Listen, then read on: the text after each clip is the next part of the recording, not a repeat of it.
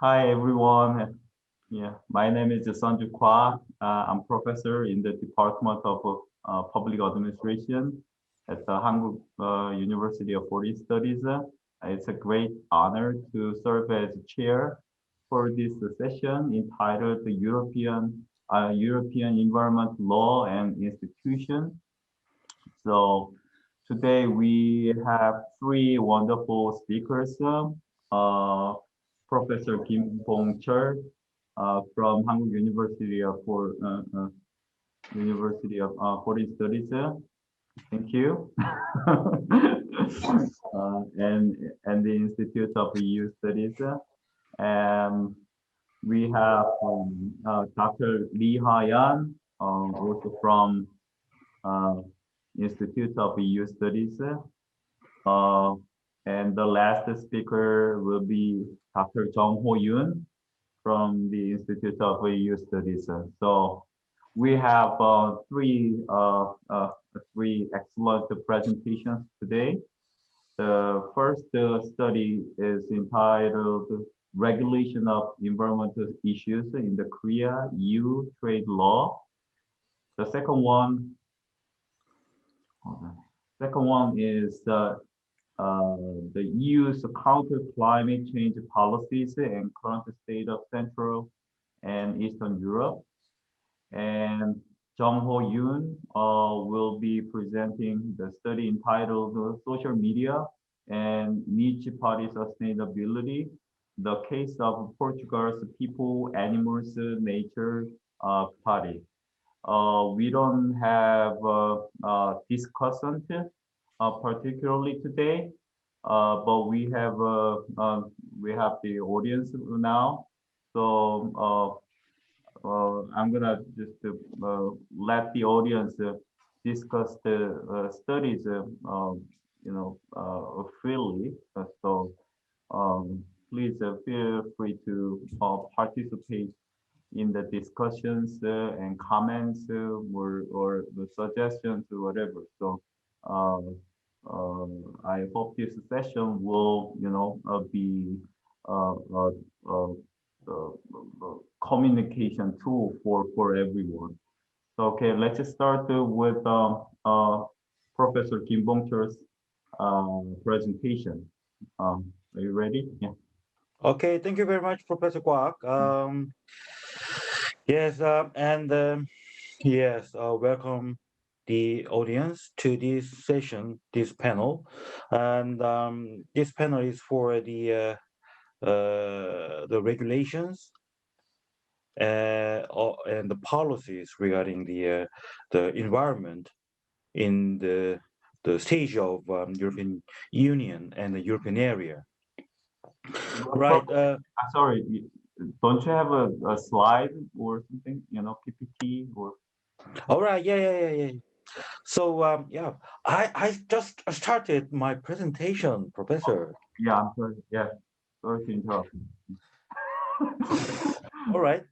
Okay, and then this panel is the managed by the Institute of European Union, and I am the director of this institute. Right. I will make some opinions to the audience regarding the law, especially international law, for the environmental policies and the regulation between Korea and the European Union on the trade issues. So if you have the program or the booklet for today's event, you will see uh, the whole materials of my presentation things. When you read the my presentation papers, then you can understand more details. So let me start my presentation. To be honest, the Dr. Jung, we talked about the the time management of today's event, 2 hours without discussant, that should be a kind of a burden for me. So I promised to the Dr. Jung, I will spend about 1 hour, yeah, for the Dr. Jung and Dr. Lee, but I cannot do that actually, right? The title is the regulation of environmental issues in the Korea EU trade law. Yes, when we think about the Korea trade law, the good symbol of the Korean trade law is FTA, Free Trade Agreement, and then between European Union and Korea, around 2010, two partners made the free trade agreement for the regulation of their trade issues. So FTA, it is a kind of legal infrastructure for their trade regulation under the bilateral trade law, the FTA. Two sides, that is the European Union and the Korea, they could make a kind of environment for the trade regulation. Well, so FTA is basically is for the trade regulation, but we have to think about the trade issues in a different ways. Recently, trade regulation, these area met new trend, such as the environmental regulations. So new trend comparing to the traditional one, this new trend, such as the environmental regulations, is quite new one, and it may make invisible hand to make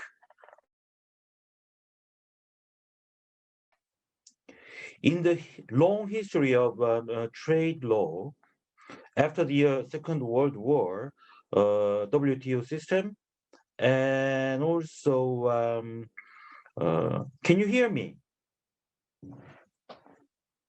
Okay. Yes, I hear you. Okay. Right. So after the Second World War, international members, they have developed the trade law. Their main focus was the abolishment of trade barriers. And one of the symbolic part of the trade barriers is, of course, tariff rate, custom, etc. So with the development of multilateral systems such as the WTO law, international societies, they could reduce the tariff rate and the traditional trade barriers. Right. After the 2000, yes, with the new trend, with the nearly 0% of tariff rate, many countries started to think about the new issues on the trade regulation. And many of them started to make new trade barriers to protect their internal market. Yes, one of them is environmental regulation in the stage of a trade stage. So, yeah, approximately speaking, 2000, yes, after 2000, with the new trend, environmental regulation issues became one of the new, however, big one, yes, big trade issues in the international societies. Especially the European Union, they lead these discussions. Yes, the European Union, they have their own internal trade market, and that trade market, internal trade market, is quite big one. So many European Union members, they are trying to make big and high trade barriers to protect their internal European market and blocking the access from the to their internal market from the outside of European Union, such as the Korean companies. However, with the development of a WTO system, as I said before, traditional trade barriers such as the tariff rate, yes, they couldn't use these traditional trade barriers. So it was not so useful method to protect their internal market. And then the European Union, they developed the other types of new types of trade regulation to protect their internal market. Of course, they always said that environmental regulation in the trade areas, it is for the human beings or the future of human beings.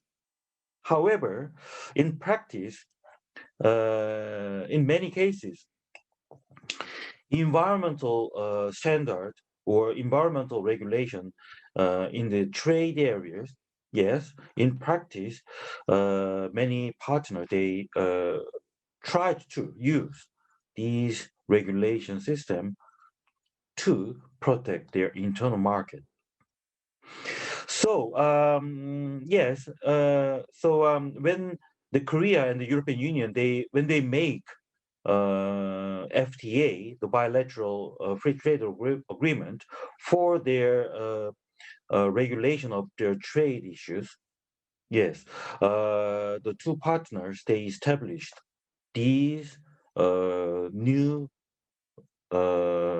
regulation method, trade regulation method. So environmental issues, yes, became the one of the hot issues in the international stage, and also the into the Korea and EU bilateral relationship. Okay, so that is the background of my presentations. So let me go to the main body. The Korea EU trade regulation rules, such as the FTA, is, or many of them, yes, are trying to regulate environmental issues in the trade relationship. Basically, in the multilateral level, such as the WTO system, yes, Korea and the European Union, they are all together the member of WTO system. So with the other partners, such as United States or other countries such as China or Russia, Korea and the European Union, they, as a member of a WTO system, they have to follow the WTO rules, including environmental and trade-related regulation. So when the environmental issues became the one of the main topics in the WTO system, Korea and the European Union, they approached these these topics in very sensitive ways. in 1992, the United Nations adopted the Rio Declaration for the environmental protections. And then many multinational international organizations such as WTO, they started to apply the concept of Rio Declaration to their regulations. Therefore, Korea and the European Union, they have to follow the main philosophy or concept of Rio Declaration. And then, yes, after the year 2000, these environmental topics, issues, yes, became one of the mainstream of WTO regulations. I want to say that, yes, environmental issues in the multilateral levels became, one of the main things. Yes. Then WTO system, yes, they have developed environmental and trade related issues, regulations since 2000. On the other hand, certain members of WTO system, such as Korea and European Union, they can make their own preferential trade law, such as, yes, free trade agreement for just two partners. That is the preferential trade agreement. So FTA is the one style of preferential trade agreement. Preferential, under the concept of preferential trade agreement, there are many different styles, such as FTA or customs unions, yes, and the other things. So Korea and the European Union, they have free trade agreement, and yes, in other words, they had preferential trade agreement. So free trade agreement or preferential trade agreement is very special international law, international trade law, comparing to the more general and the multinational law such as WTO rules. Yes, with the many preferential trade law, international societies could make more detailed regulation, legal regulation on the environment and trade-related issues. Recently, many countries, they are using their preferential rule, such as Korea, yes, for their trade regulation.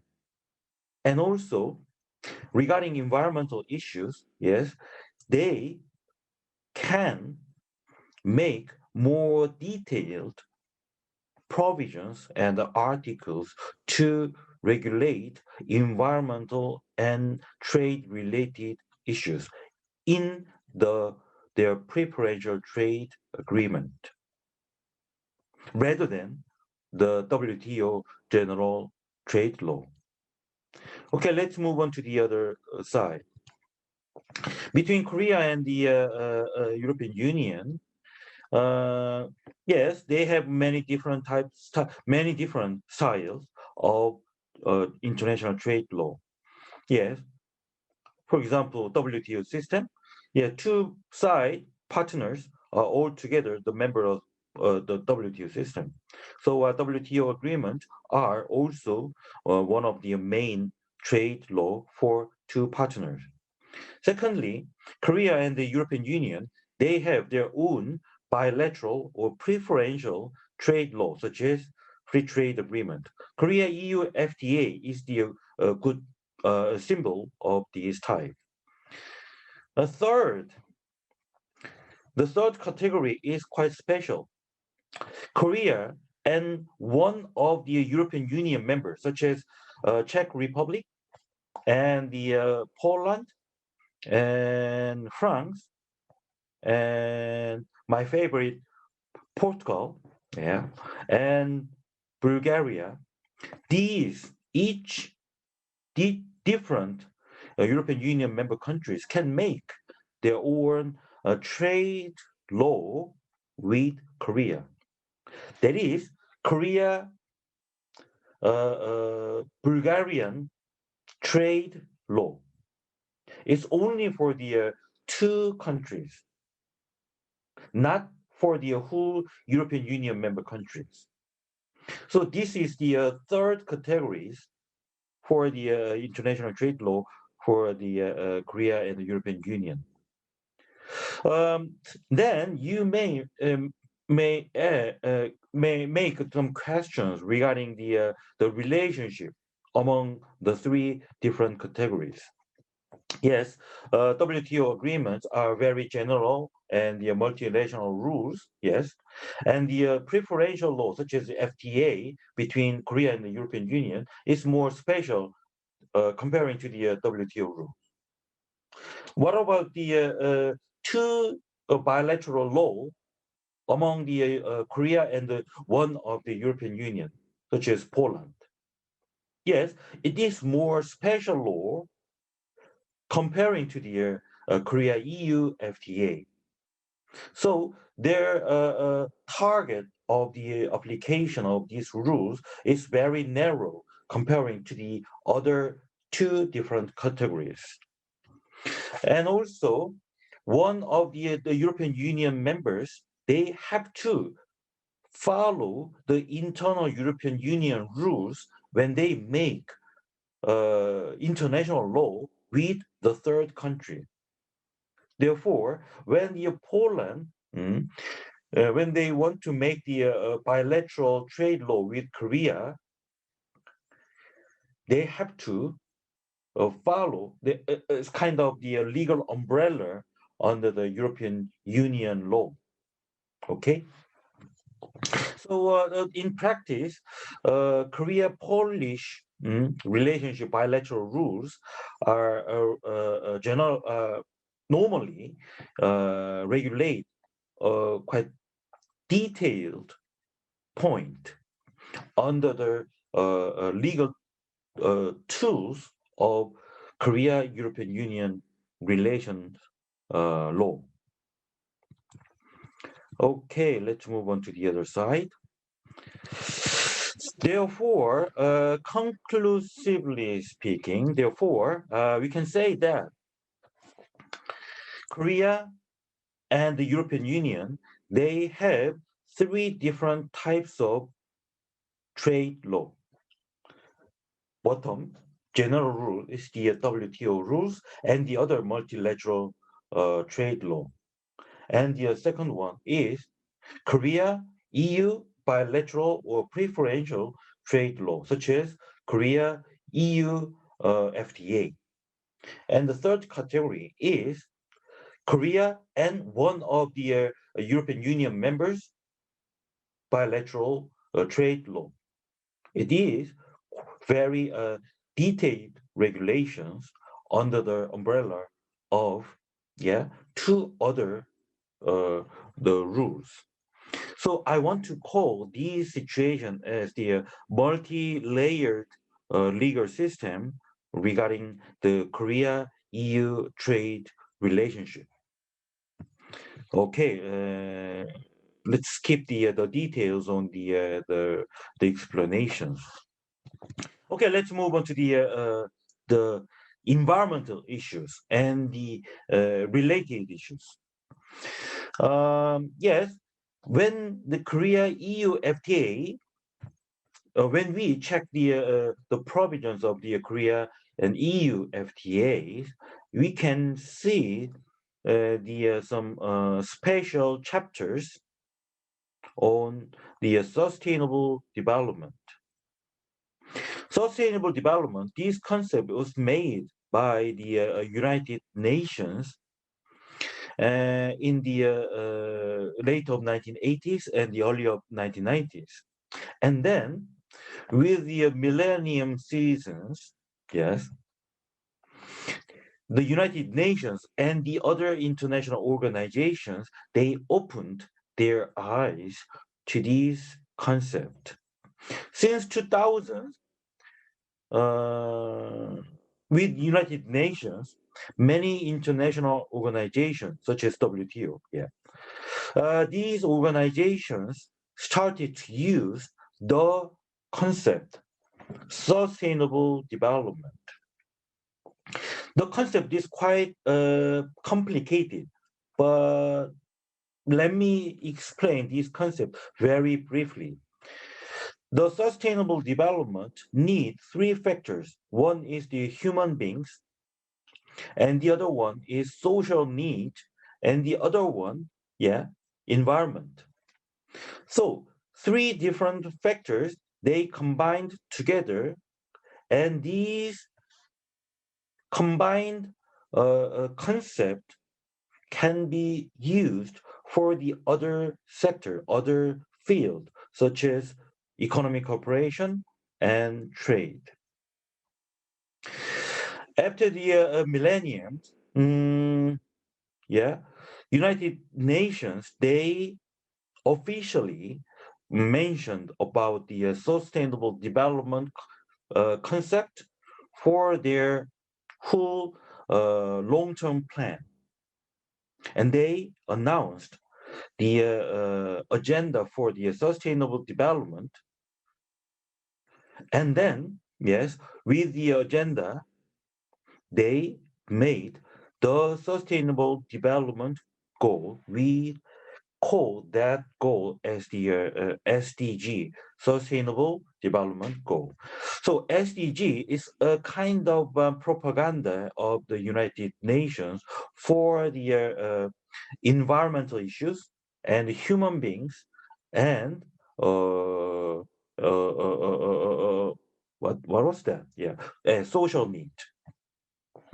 So SDG, can be used for the their work of United Nations and their plan of the United Nations and many other related issues. Nowadays, lot of SDG or the some parts of SDG can be used for the other sectors.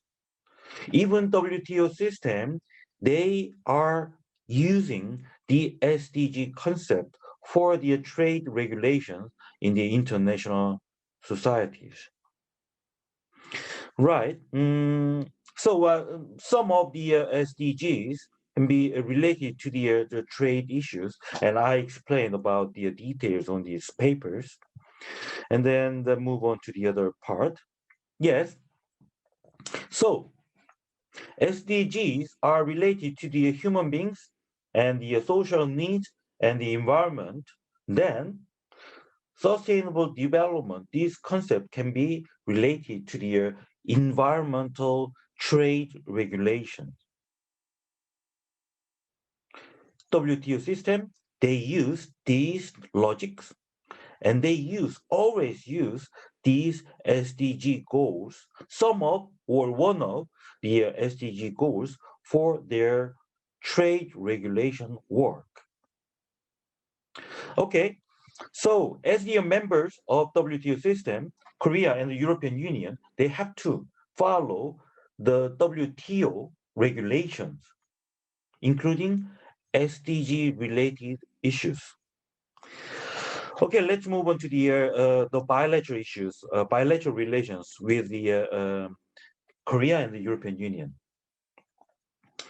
Korea and the European Union, when they make their own free trade agreement, they discussed about the environment and trade regulations. And they promised to make very special chapters in the bilateral FTA. Therefore, and then chapter 13 of the Korea EU FTA, was made. These chapters regulate the trade and sustainable development issues among the partners. And then these special chapters, it is the very first situation in the history of free trade agreement. Yes, Korea-EU FTA is the first free trade agreement for European Union with outside of European area. And then this FTA is very historical, monumental buildings in the history of FTA. Right. And then in the whole FTAs, over the 500 FTAs in the international societies, these chapter 13, it is the first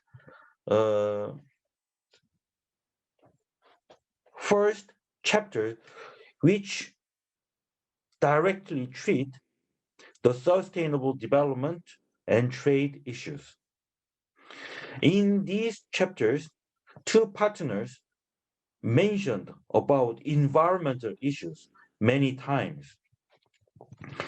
Therefore, when we see these chapter 13, we can understand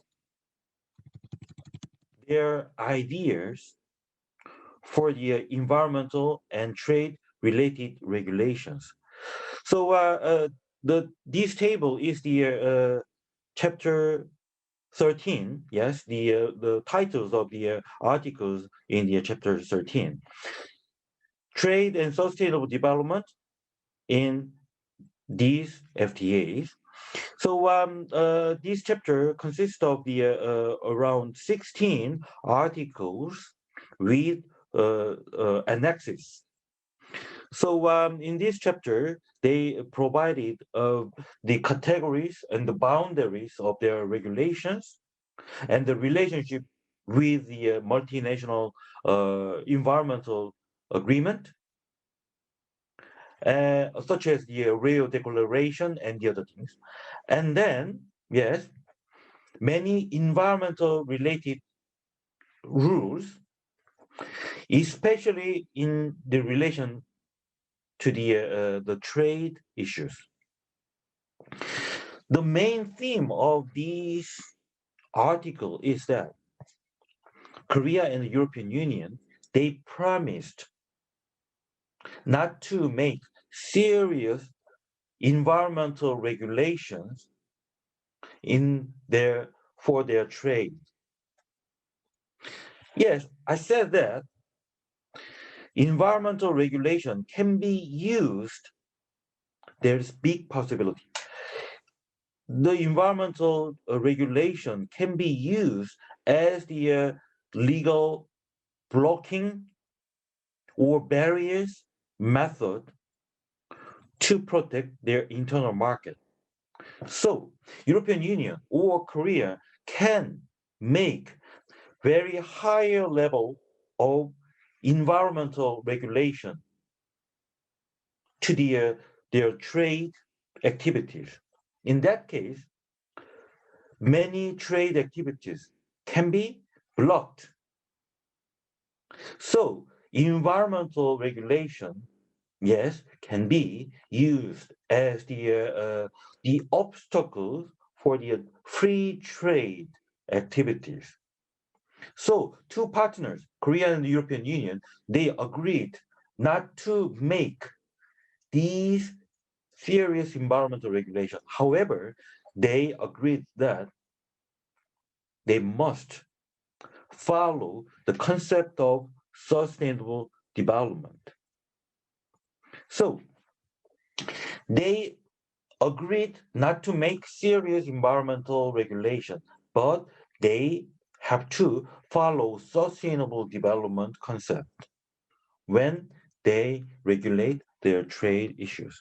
Of course, I said that sustainable development, these concepts have three factors: human beings, social need, and environment.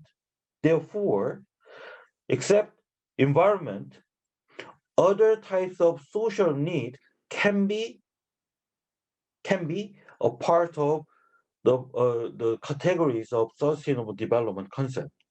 such as labor issues or protection of new categories. So when we see the provisions of this chapter, we can see these kind of things: multilateral labor standard, yes, and the other the labor-related issues as well. Civil society dialogue mechanisms. It is one of the a part of the categories of sustainable development concept, right? So I want to say that comparing to the just environmental regulations, sustainable development concept and the sustainable development regulations is more wider. Yes, it is more big concept comparing the two different things, right?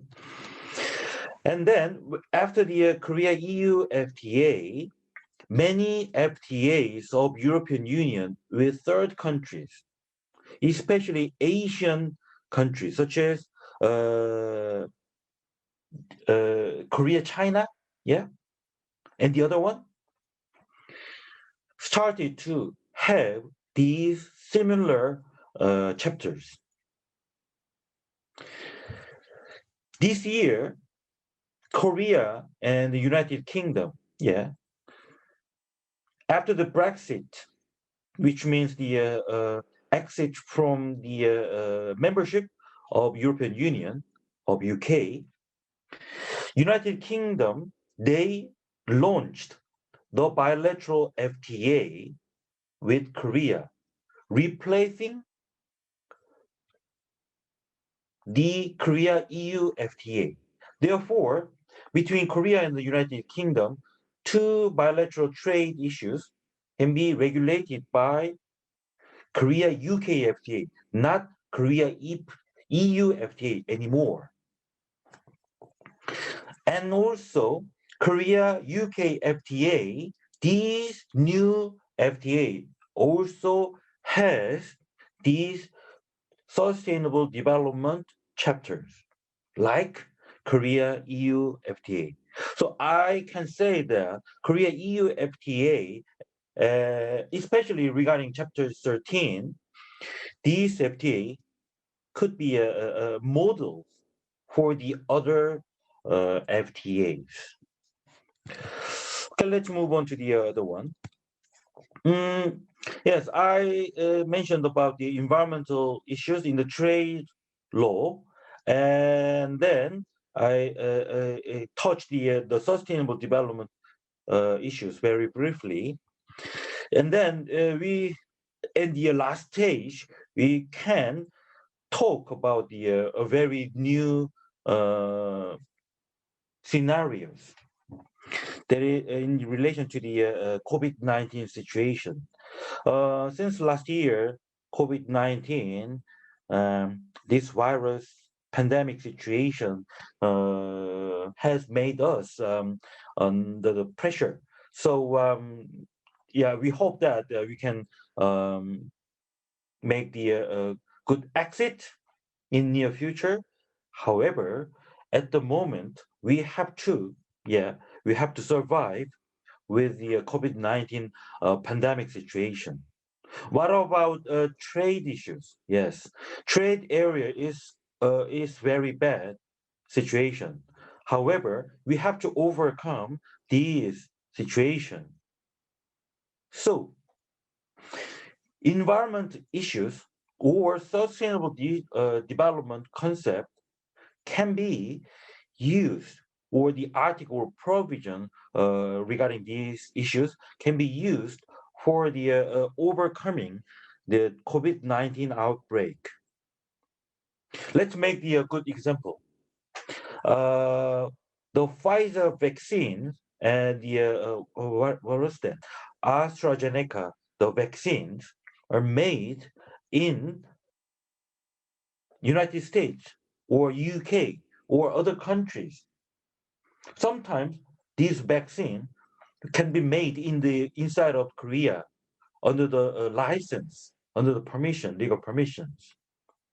However, the main designs and the manufacturing is totally separated in the international society. So using the vaccines, I mean the injections to the human beings, we have to use the activities of trade of the vaccine product. So for the overcoming of the COVID-19 pandemics, trade activities is very decisive things. Yes, COVID-19 can be a kind of obstacles to the trade activities. And on the other hand, COVID-19 can be opportunities for the trade activities for a certain trade areas.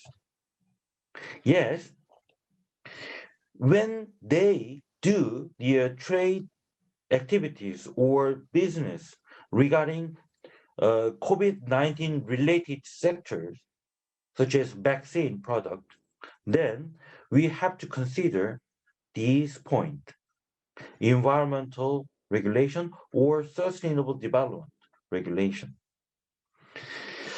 I want to mention just one sentence, not just one sentence, two sentences. Recently,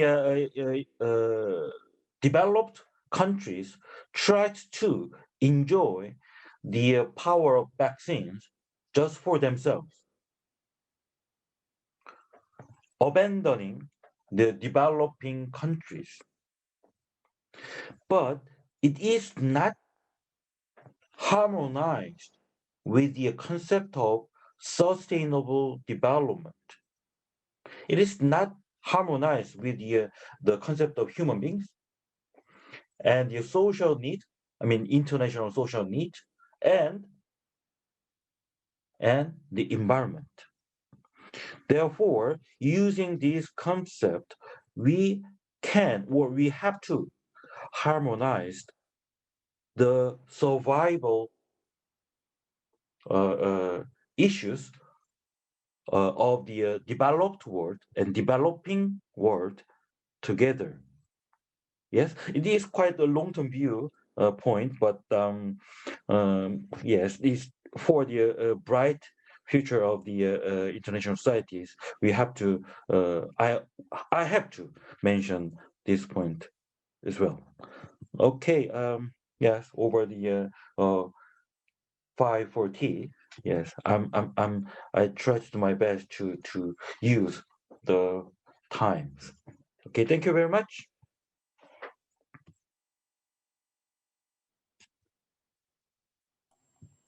Thank you, Professor Kim. Personally, I came to know how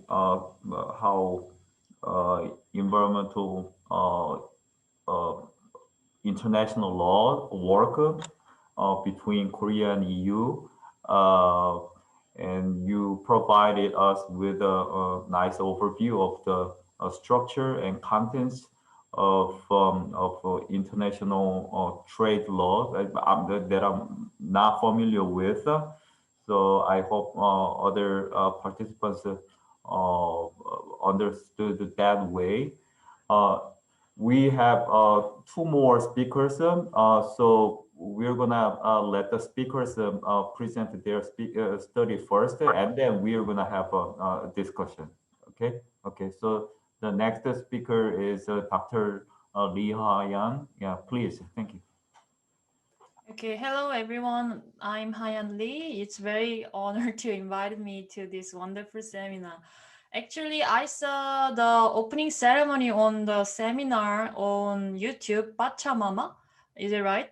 In this morning, I was very surprised. It's a very well organized seminar, and it seems like a lot of people have prepared it. So I would like to thank you again for 중남미연구소. Thank you to Dr. Yoon for preparing our panel. So my topic is, so I'm gonna put my presentation here.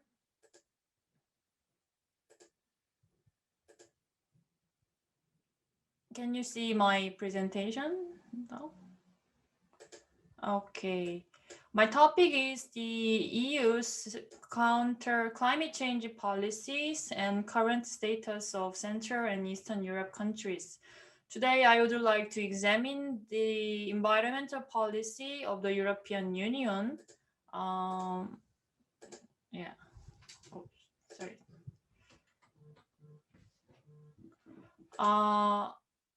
Yes. The actual situation in Central and Eastern Europe countries. Actually, I'm constantly researching from the beginning. It's not very well organized study. So I made new presentation. So it is different from the presentation that was put on proceeding. So let's get started. I'm going to look at the EU side. The European Union from its birth in 1957 until now has played a very leading role in establishing policies regarding environmental and climate change throughout the international community. It led the signing and execution of the Kyoto Protocol in the 1990s, in the 2000s, with the aim of a low carbon economy. The EU has focused on policies to prevent climate change linked to energy policies.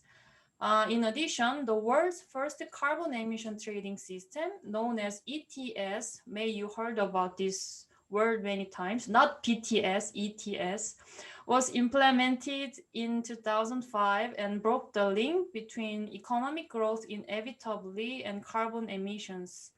The EU is implementing the strongest greenhouse gas, known as GHG, reduction policies, not only in the industrial sector, but also in various fields such as homes, buildings, aviation, and like ships. So as a result of these efforts, the European Union has become a region that uses the most renewable energy in the world. Dr. Lee, could you please put the slides into the full screen? Okay. Is it? That's much okay? better. Thank you. Okay. Just a moment.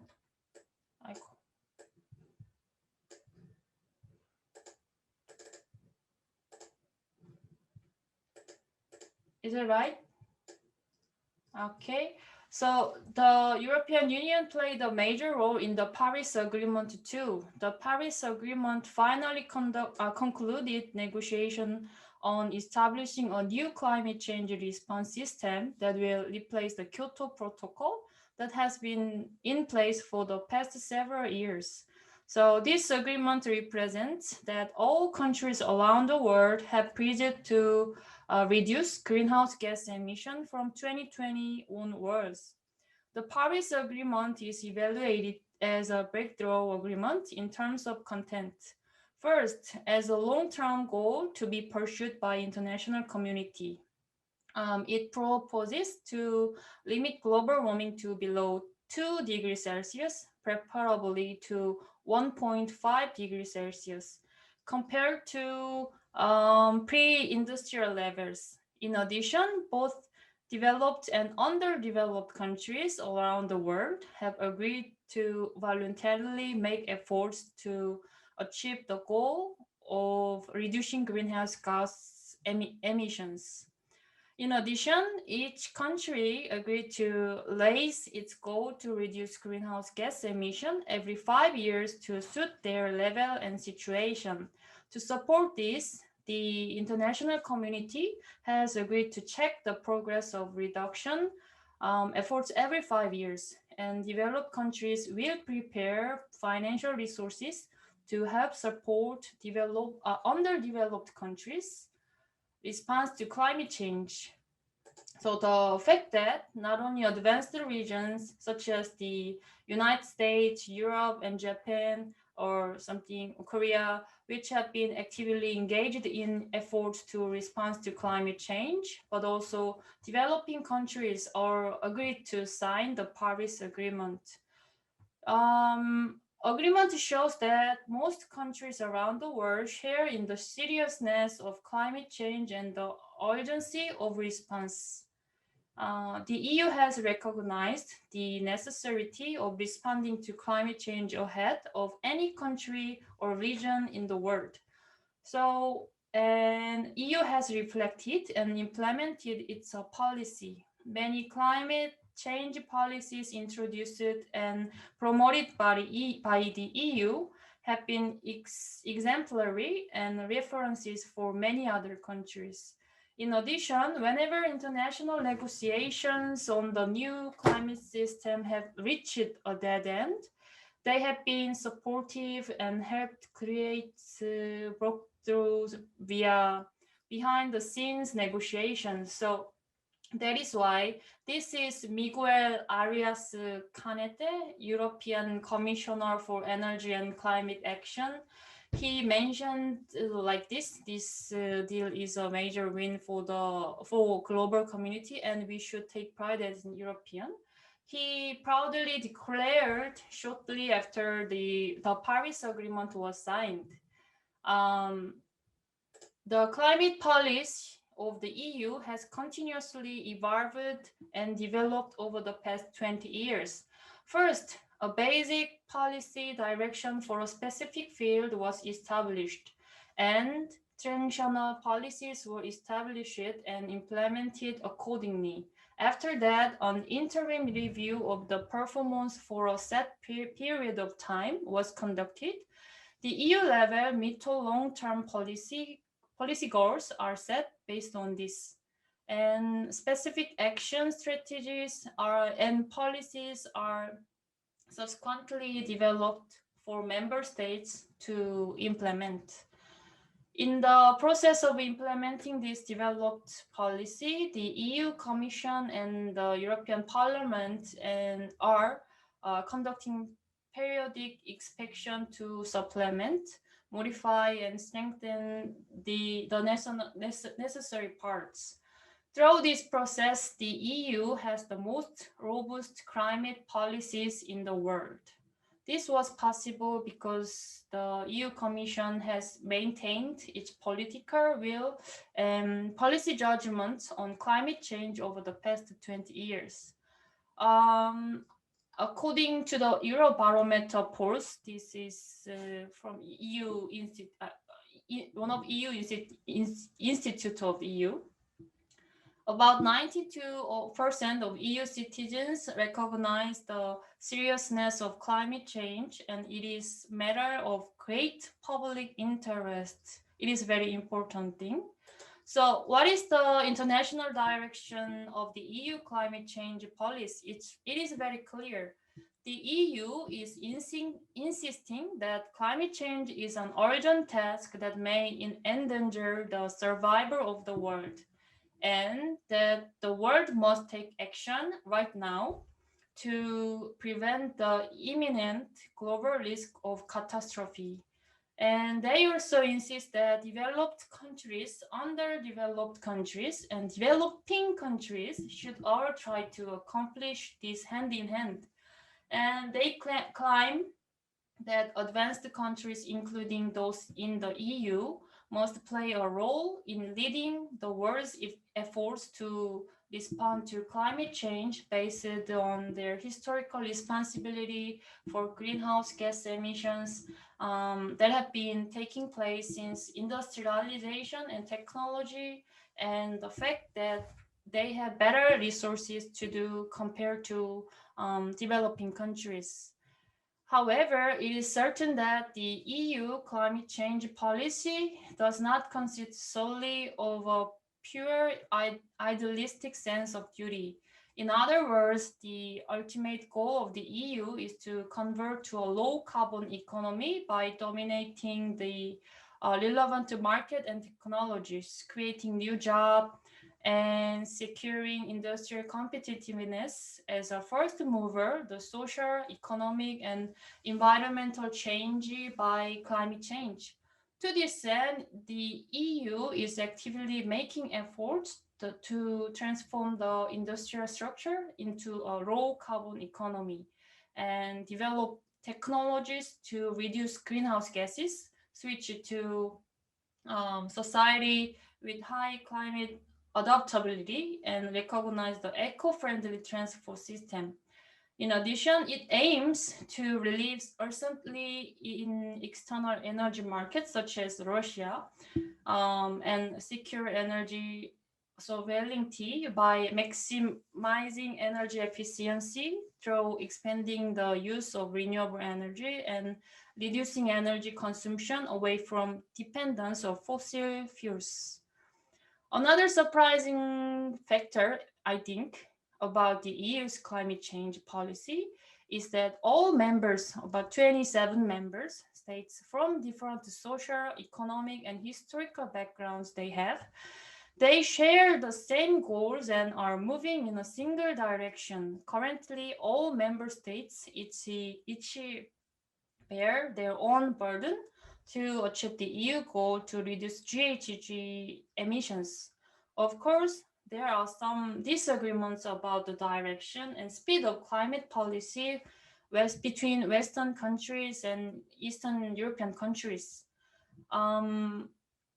Relatively developed economies in the EU and countries in Central and Eastern Europe, which became new members after 2004 and 2007. The France, Germany, and Poland have clearly different interests and position on climate change. Fossil fuels such as coal and greenhouse gas reduction, and these conflicts have also been expressed at the EU Environmental Council and EU Parliament. Let's move on to CEE countries, Central European countries. In this picture, you can see the CEE countries that are currently EU members, green one, and there are omitting aspiring members on the EU, such as the countries in Western Balkans, like Serbia, Kosovo, like this, and countries further afield, such as Georgia and Belarus. EU membership provides a general regulatory framework, not only to EU members, and the prevalence of the rule of law. It is important to note that Russian influence continues to be strongly felt throughout the CEE region. For example, Russia's targeted energy politics have impacted on regional energy policy, most notably in the form of gas imports and planned construction of nuclear power plants. The CEE region also serves as an intermediary through which Russia distributes its fossil fuels to Western Europe. In 2018, the share of Russian natural gas in the domestic gas consumption in EU countries were Estonia, Finland, Latvia, Lithuania, Slovakia 100%, Bulgaria about 100%, 97, Hungary 83, Slovenia 72, Czech Republic 63, over 50s.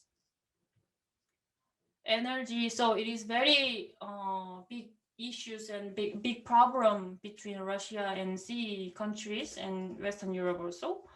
So the high rate of economic growth in the late 1990s in the region was not accompanied by significant improvements to the energy efficiency of the production processes, and CEE countries continue to be characterized by energy efficient industries. It takes nearly 3 times more energy to produce 1 unit of GDP in the Czech Republic than in Austria, which serve implications on air quality and health. According to the WHO, out of the 50 most polluted cities in the EU are in Poland, largely as a result of the widespread use of coal and old boiler. Even today, 70% of single-family buildings in Poland use coal for heating. It is very not modern. A combination of high per capita energy demand and the relative poverty of the older age groups can put pressure on governments to find way to decrease energy price and or increase energy production. You can see these two pictures. This is strikes in Bulgaria and in Bulgaria. Alternatively, it may incentivize stakeholders to reduce demand through energy efficiency improvements.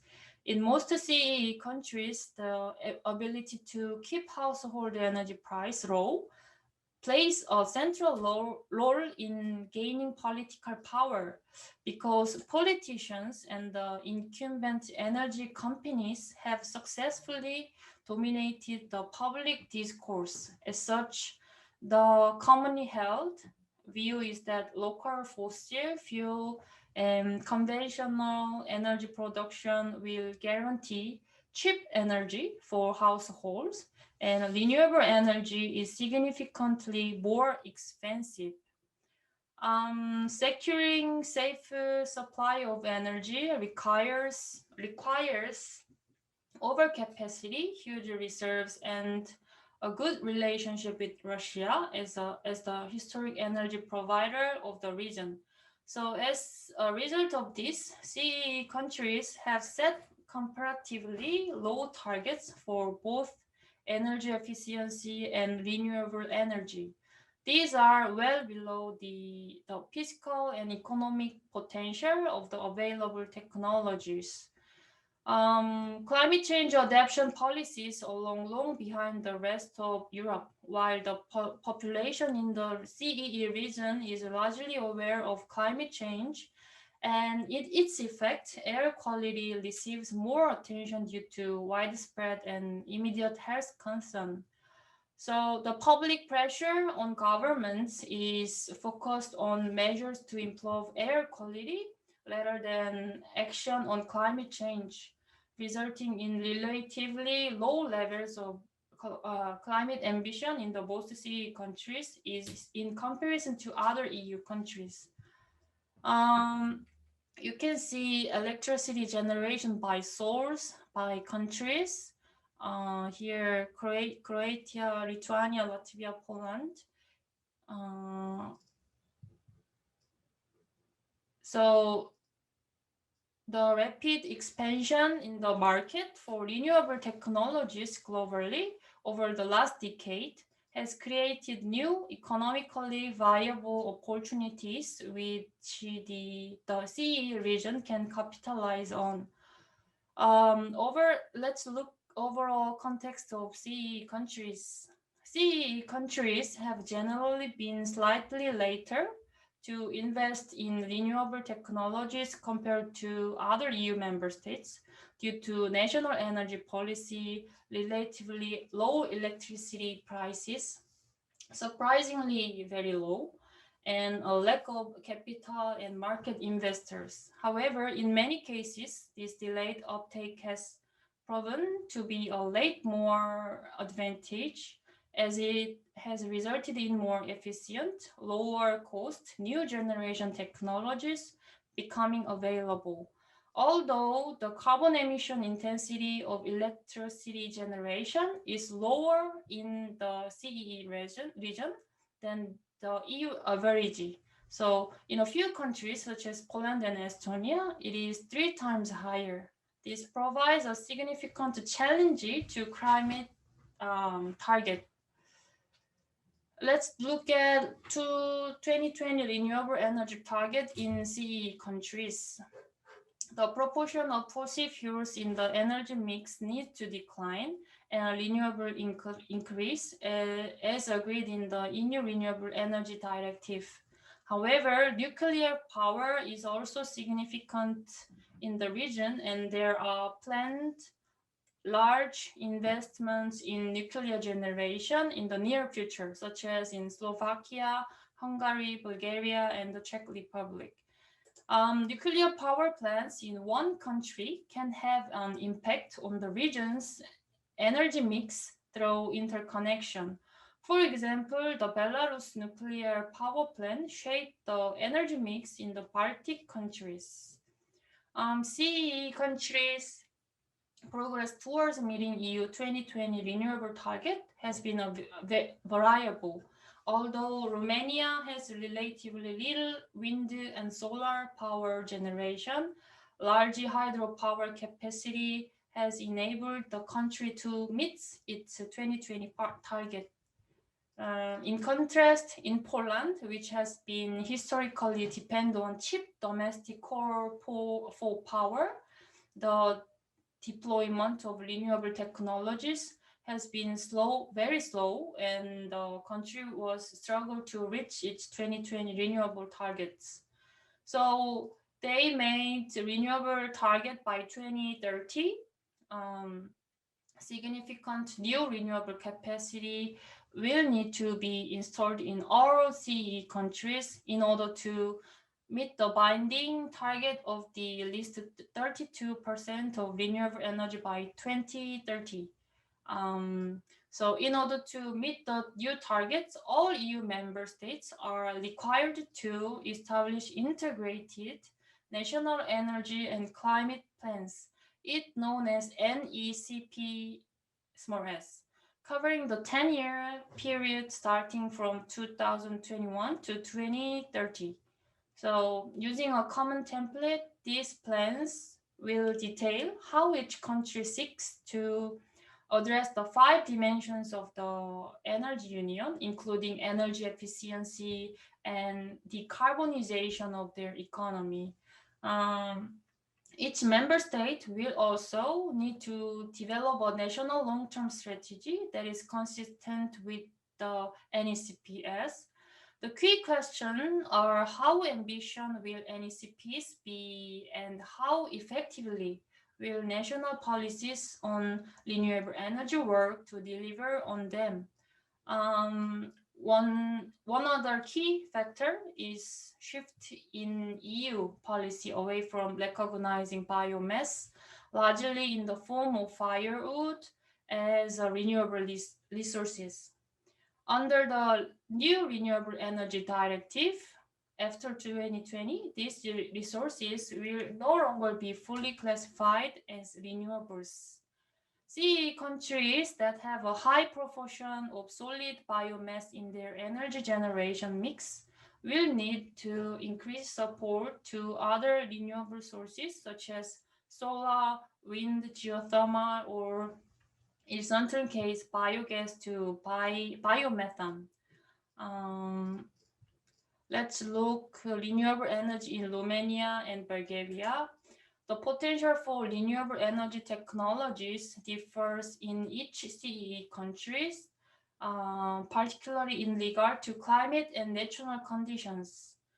Geographic and climate conditions in Bulgaria, Romania, and Hungary offer a great opportunity for solar investments.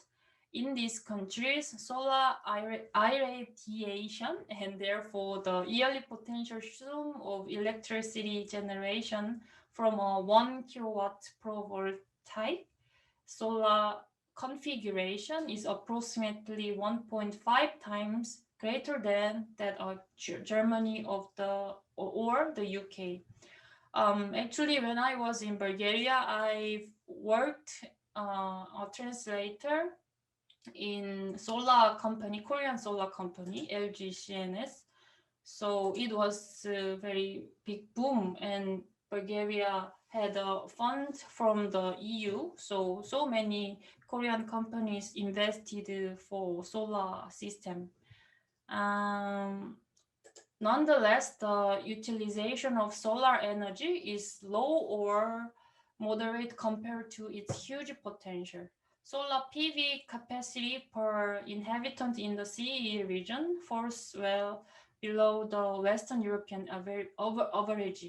So this unexploited potential offers an excellent opportunity for solar investments, especially in the southern part of Eastern European countries. Mountainous area in Romania and Bulgaria also have significant wind power potential, which is far from being fully exploited. Let's see in Poland and Czech Republic, the wind power potential is significant and provides great investment opportunities.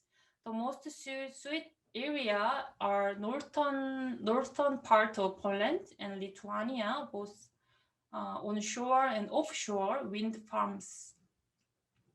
Wave and tidal energy represent significant potential for power generation, particularly in Poland and the Baltic states.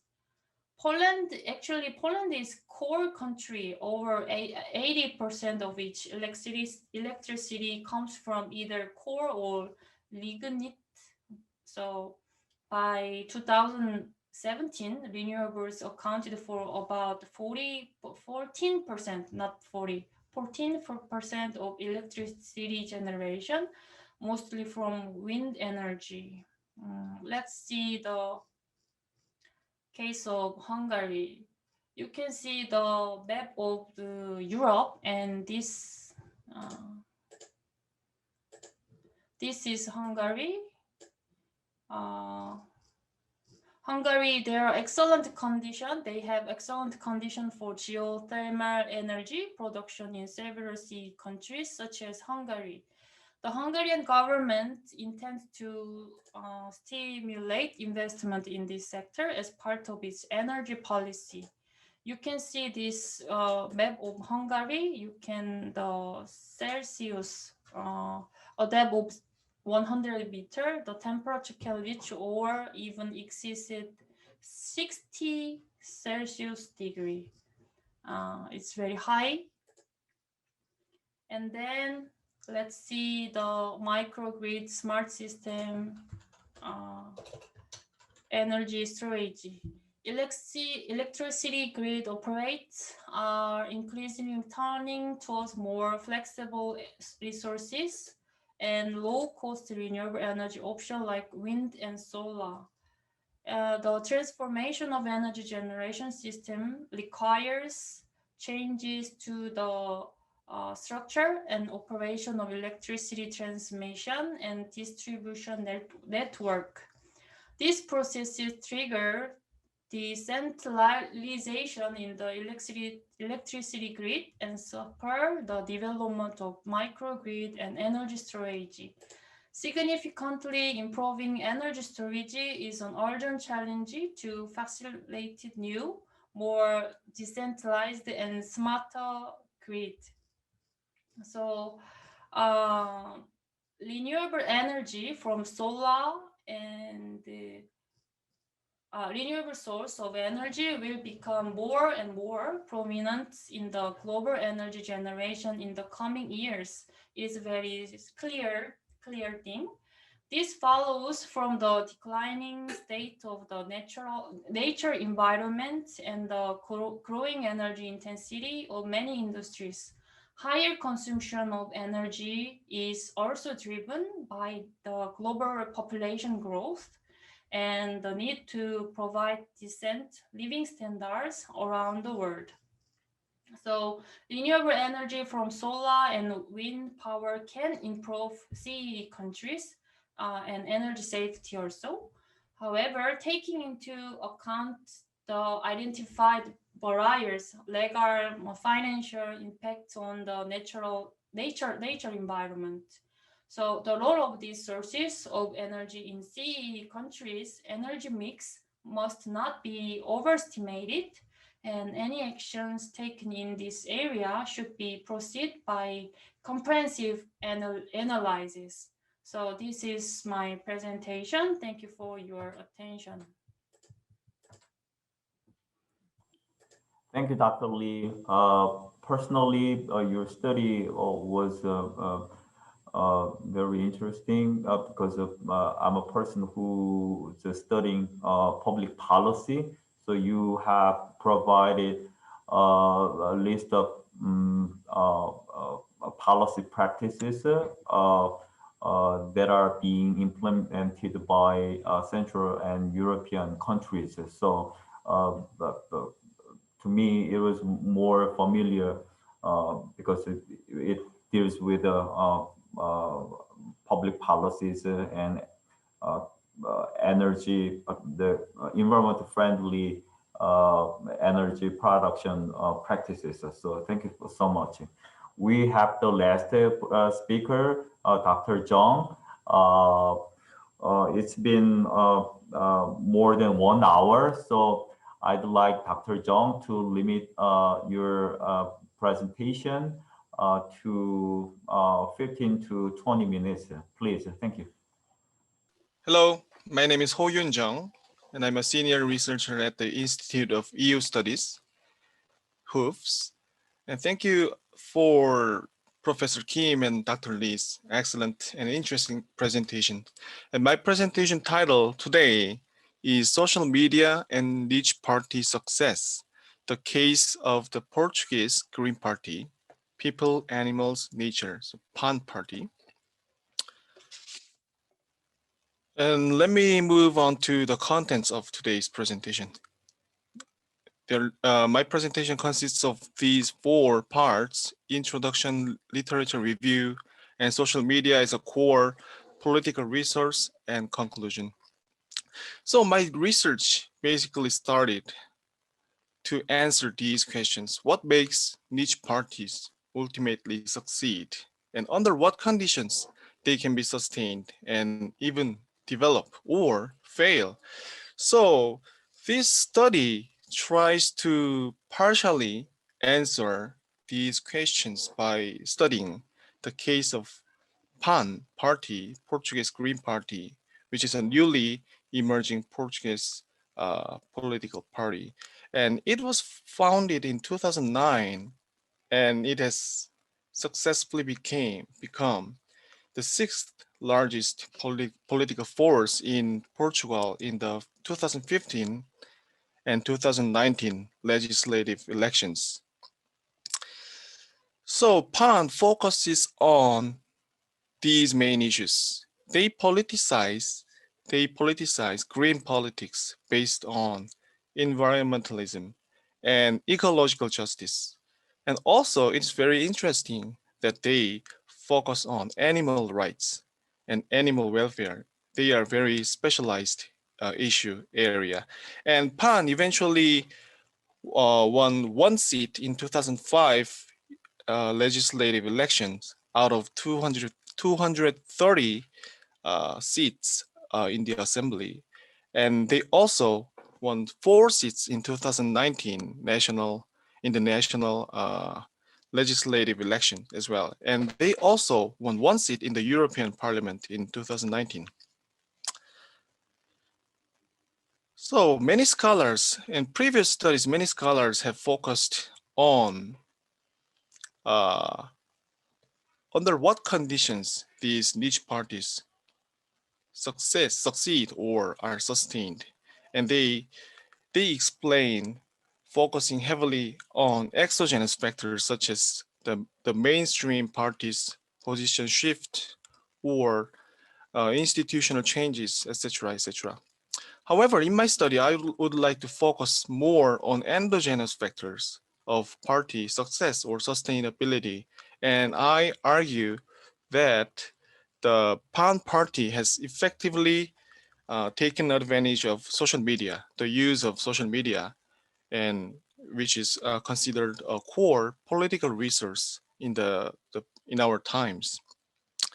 And my paper, my study eventually argues that the level of access to political resource and social media in particular can effectively mobilize voters and eventually contribute to the success of niche parties.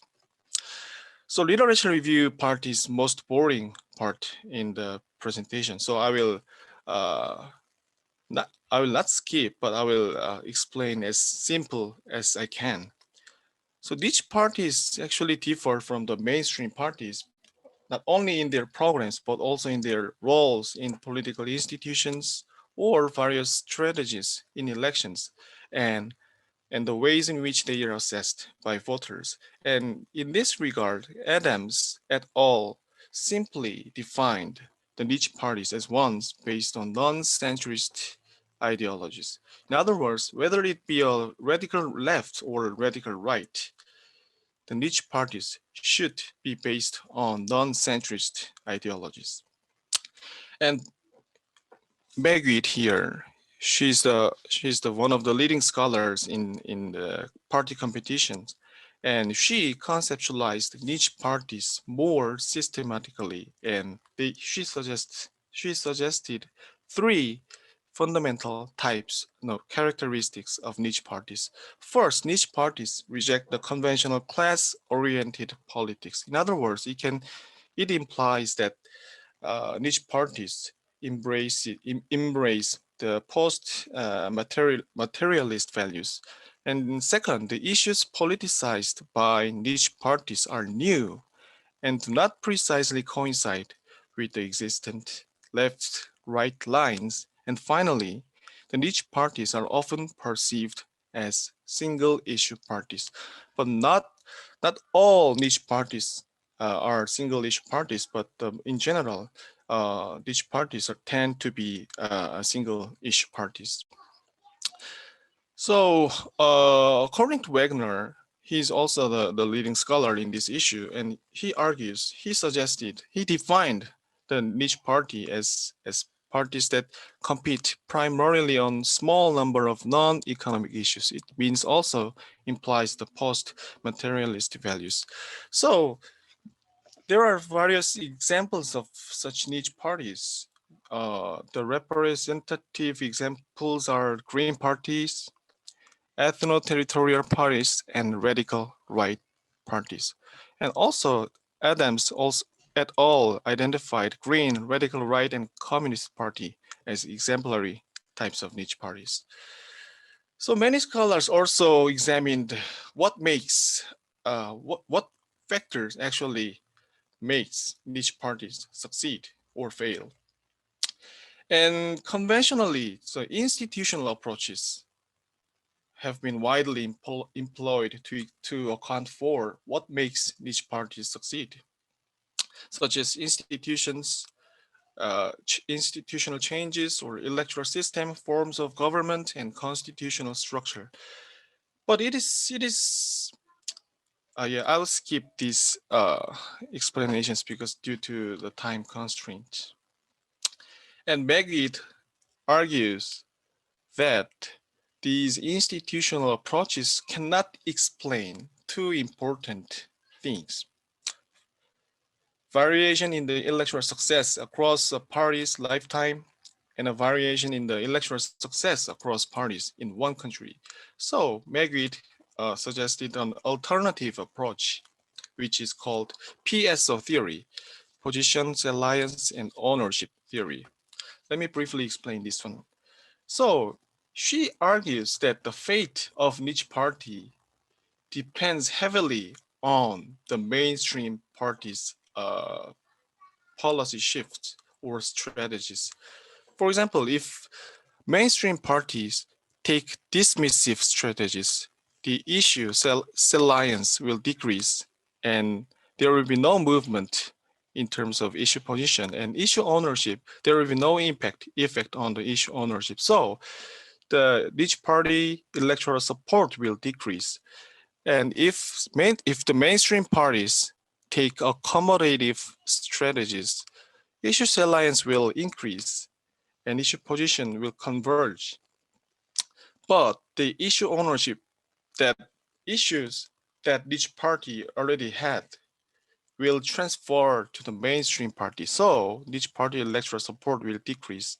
Finally, if the mainstream party take adversarial strategies, issue salience will increase and issue position will diverge And finally, these strategies will reinforce niche parties' issue ownership. So there will be an increase in niche party electoral support.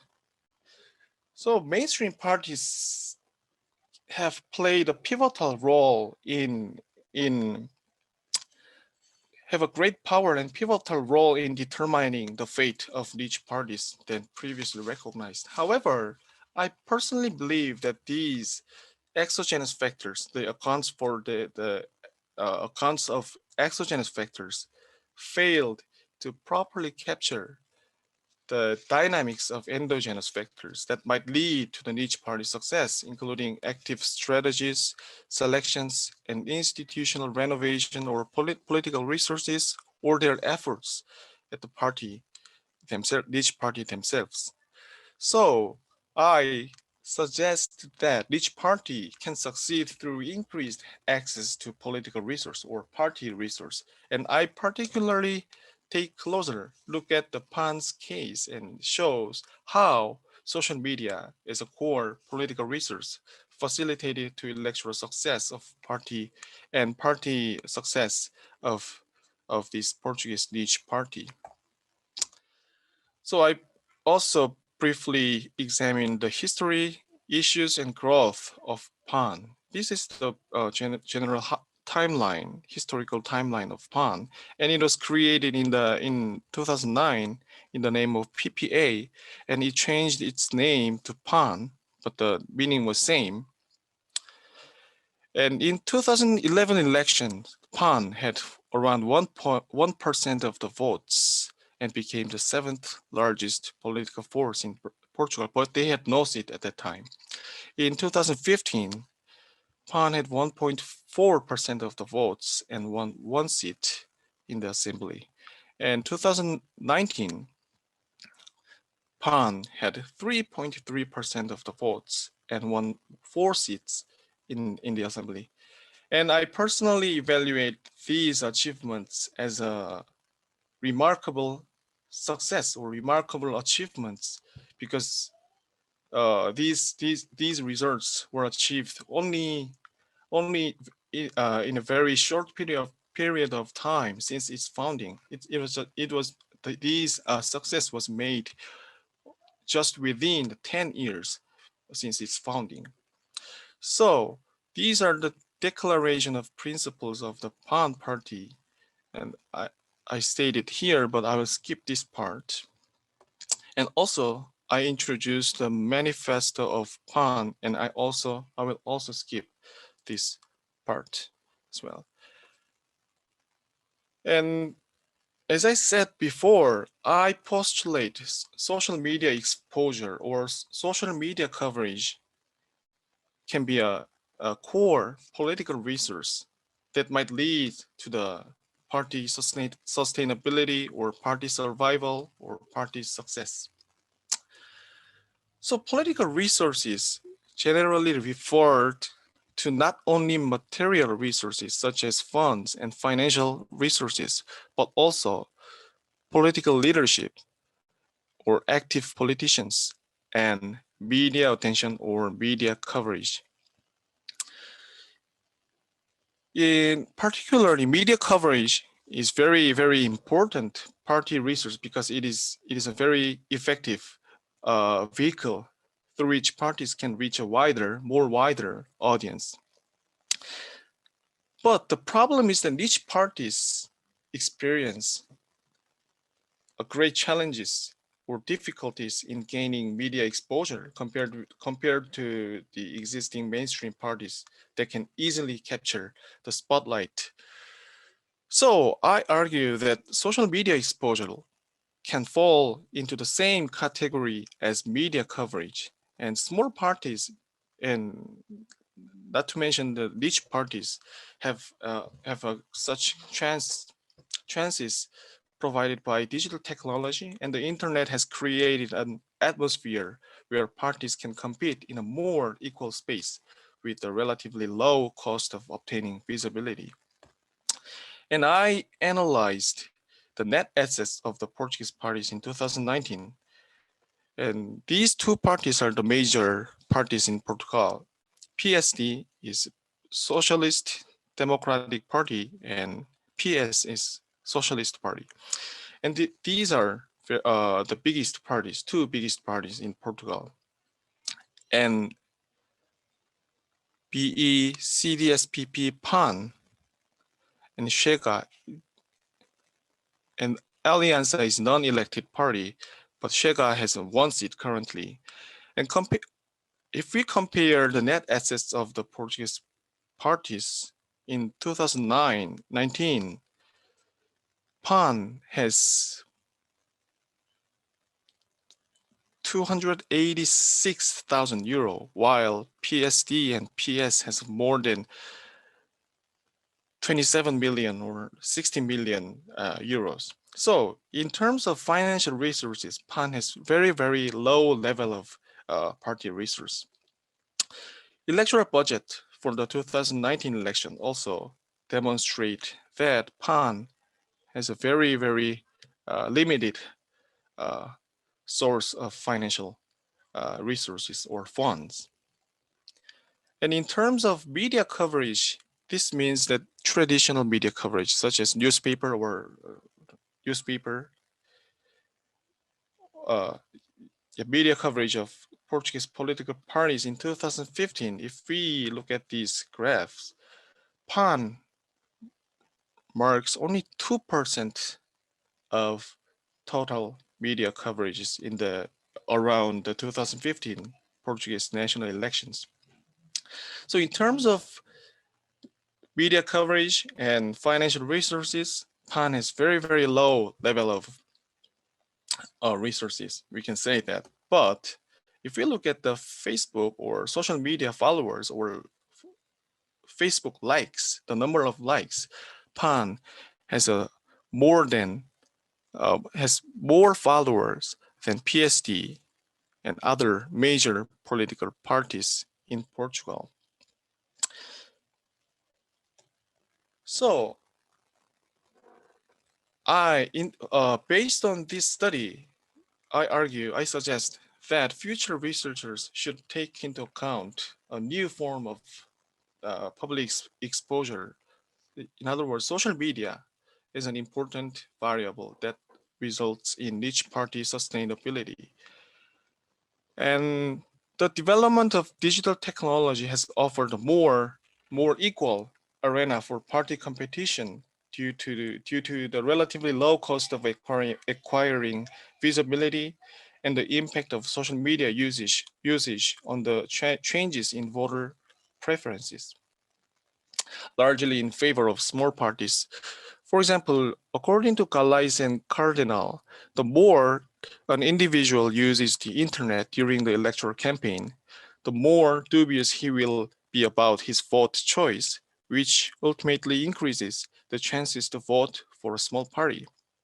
So as such, PAN could attract and effectively mobilize its supporters online based on its issue uniqueness and very specialized topic of issues. So through the active utilization of social media and introducing innovative subjects in national politics, PAN engaged Portuguese voters in active politics, making the Portuguese political landscape increasingly complex. So my conclusions are as follows. This study suggests that the PAN party has effectively taken advantage of social media, which is considered a core political resource in the present day networked and digital society. And this study finally argues that the level of access to political resource, particularly social media, can effectively mobilize voters and eventually contribute to the success or sustainability of niche parties. So this is just a single case study, and the goal of this study was not to build a theory or test a theory. This is just explorative research, and I hope this study will make a scholarly contribution to the field by suggesting some insights or hypotheses that can be tested in the future research or even in Latin American niche parties. Thank you very much. Thank you so much, Dr. Jung, for such an interesting presentation.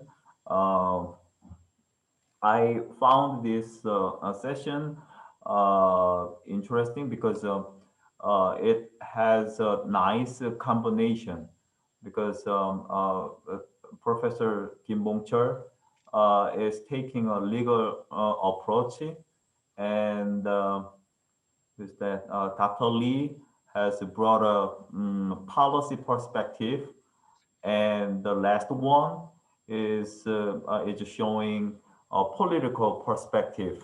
So it's a legal, policy, and political. It was, I think, such a nice combination. So I'd like the audience to ask a question, suggestion, make a suggestion, comments, please. Yeah.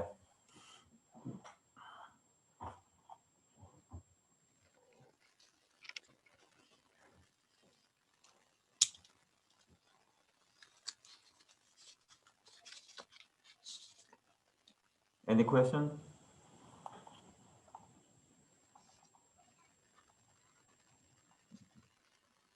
All right, then let me ask you a question.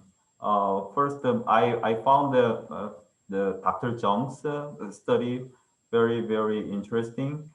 Niche political party, but I'm not familiar with this concept because in Korea, I think such a political party doesn't have a political status or foundation. So I want to ask you what implication the concept of niche political party has for Korea, because the concept of pan, like people, animals, nature, is increasingly perceived as important in Korea, but I don't think that issue is considered as important as in Portugal. So you think of that kind of situation can be applied to Korea? That, like I said, the pond has grown significantly over the last 10 years. What's your expectation in Korea? Thank you for your question. And I found that there is one green party in Korea, 녹색당. Yeah. Right? Yeah. Yes. And I also know that they won no seat in the last elections. But I personally think that Green Party in Korea, 녹색당, is not a kind of niche parties that scholars usually define, because 녹색당 has a lot of multi-issues, not only green politics, but also socialism or the feminism, or which kind of traditional class-oriented or traditional, they focus on traditional issues as well. So I think that's not a kind of niche party, but I personally believe that 녹색당 can be categorized as the traditional, the party, small party. I think that's why 녹색당 has not gained much supports from the Korean voters. And to be as a niche party, to succeed as a niche party, I believe that they should have focused more on specific issues that the mainstream parties that have not embraced before. And they need to appeal wider audiences and voters through the active use of various media channels or media outlets, including not to mention social media.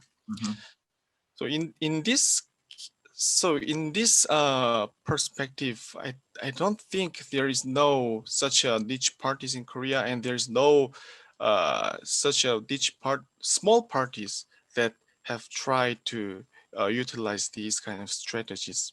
Mhm. Yeah. Well, I think that it's important for a niche political party to grow. It should have a cultural foundation. Uh, Yeah. the idea of animals, you mean the animal rights, right? Yes. I don't think in Korea there is a cultural foundation for animals. Mm. The pen has a two distinct issues like animal rights and environment issues. I think environment issues will work in Korea too, but animal issues it is not common yet. So because environmental issues have externalities. It affects others, but animal issues doesn't necessarily have external effects. So so uh, in Korea, there's a long way to go in terms of animal rights. Even if they, like I said, effectively take advantage of social media. Okay, thank you. Thank you very much for the answer. I have a question for Professor Kim Bong Chul. Like I said before, you provided us with the structure of international trade law involving Korea and issue. Personally, I came to know that provisions on sustainable development involve not only environmental issues but also human rights issues. I thought that I'm not a I'm a person who is not familiar with the legal issues. I thought that such provisions involving human rights, I think went too far. I think it's the trade law. Trade law is intervening in the internal affairs of other countries. Don't you think it went too far? Human rights? Okay, thank you very much for the question, Professor Kwak. This is the last questions in this panel, I think. Yes, yes, many people said that the Sustainable Development chapter 13 in this FTA to be very far from the reality. However, recently, I mean, several weeks ago, European Union, I mean, they made the legal questions to Korean government for a long time ago, several years ago, regarding labor right issues. In these chapters, yes, as we mentioned before, these chapters has the labor right issues. And then two government promised that, especially Korean government, will follow the legal standard, I mean the international legal standards regarding labor issues. So Korean government has a kind of assignment, a burden to make the legal environment standard of Korea upgrading to the international level. Mm. So the two government, Korean government and European Union government, promised that point in these FTA issues. Mhm. Many people criticize on that. Why trade law have to have these promises Mhm. in but they anyway they made this one, and then several years later, I mean from now several years ago, European Union criticized on that point, and they complained that Korean government didn't do anything about that point, and the Korean labor environment condition is not suitable to the international standard. And then several weeks ago, yes, the dispute settlement body made the final conclusion saying that Korean government have done many things, and that means Korean side, they followed the promises. And then even if Korean labor environment have long way to go to reach to the international level, however, Korean government for long times, Korean government have done many things to reach to the that side. Therefore, Korean side didn't break the provisions. So that is the short story, but it is the even if the European Union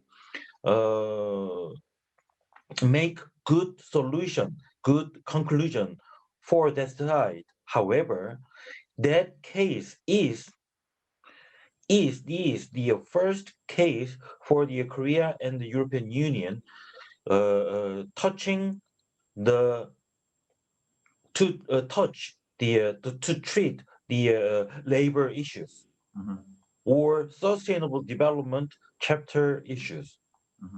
That means in the future, European Union, they will make another case against the Korean government using the provisions in the chapter 13. We can predict that situation in near future.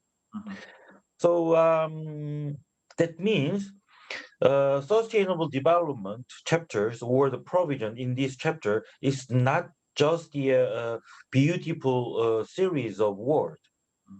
It is legal provisions, and it can be used for the solution for the dispute of the parties. So it's time to Korea or Korean government or Korean companies, it's time to make the solution or to be ready to respond to the attack or legal complaining of the other partners, such as European Union. Thank you so much for the kind explanation. I asked the question as a person who's ignorant of the issue. So I hope you found the question stupid. I don't want to discriminate Dr. Lee, so I'm obliged to ask a question. What can Korea learn from the environmental protection policies of Central and Eastern countries? As you know, we are moving towards green energy policies. So we have done so many things for green energy production, but still we have a long way to go. What can Korea learn from these countries? Thank you for asking, Professor Kwak. I think this is very good question. The answer to your question, I will require me to do more research. As you said, Eastern European countries are very working hard tremendously now. The same is true of Korea also. And the Korean government is committed to sustainability, increasing the share of renewable energy source in the electricity supply, gradually passing out coal and nuclear power for energy mix, significantly improving energy efficiency and fostering the country's nascent hydrogen industry. Actually, in my opinion, Eastern European countries need our technologies and experiences. So we investment to so many part of industry in Eastern European countries. So let me see how it goes. Yeah, thank you. Okay, thank you so much. Last chance for the audience. If you have any question, comments, suggestions, please. Yeah.